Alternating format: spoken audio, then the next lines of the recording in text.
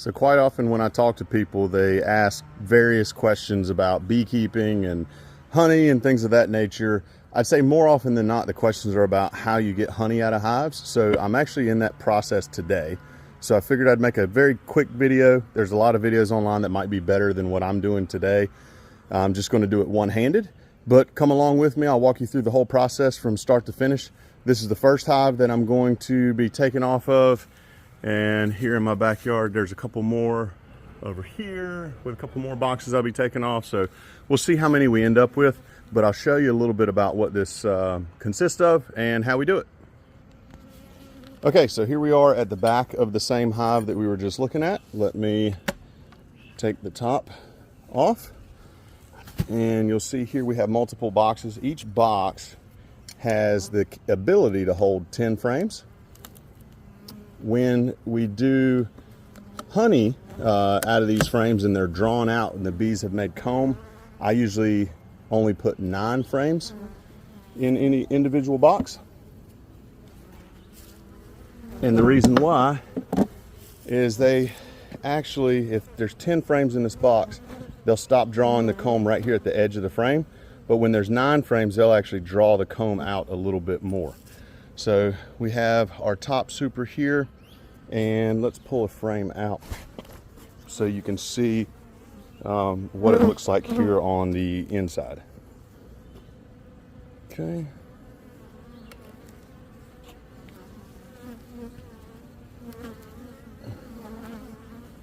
Let's get this one up. A lot of girls in here today. A little difficult to do this one-handed.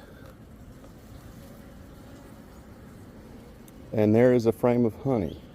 This is not fully ready to go. I'll explain to you a little bit more about that when I get inside, but let's see, let me lay this down. Up here at the top is capped honey that's ready to go. Down here at the bottom, if you can see in those cells, that's wet nectar that has probably not yet been dehydrated enough to turn into honey. So this would still be nectar. The moisture content is too high. This is honey that more likely is ready to go. We'll test it all, but I'm gonna go through these boxes and find fully capped frames, and we'll take those inside to be ready to extract. So I'll do that and we'll circle back with more information in a minute. Okay, so now that we've gotten the boxes off of the hives, picked out the frames that we want to harvest, we've got some frames waiting here and some frames waiting up here. And I was showing you, this is a better example of a frame that's ready to be harvested with all of the wax cappings on it. And right over here is what's called a refractometer.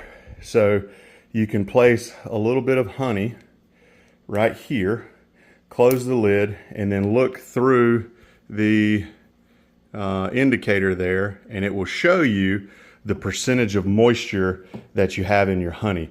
What we're shooting for is somewhere around 16, no higher than 17.5%. If you have too much moisture in your honey, it could potentially ferment, go bad. If you have the correct moisture content, that's why people say honey will last for a very long time. So the next step is going to be taking the wax cappings off and then getting it into the extractor. So bear with me and we'll pick this up in just a little bit. So I showed you earlier how the bees put the wax capping on the honey.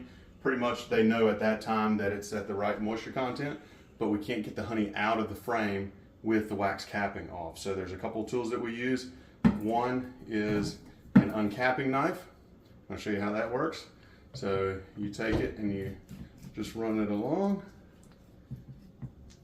Very satisfying.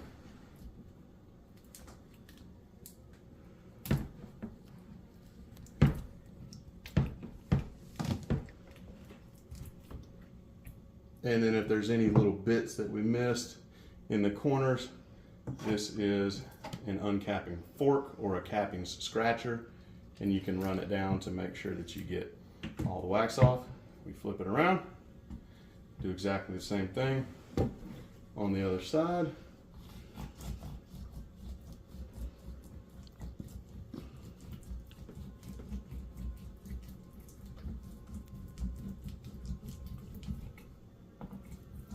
And on this frame, there is a little bit that we couldn't get with the knife. So we scratch that off, and there is a frame of honey that is ready to be slung out in the extractor.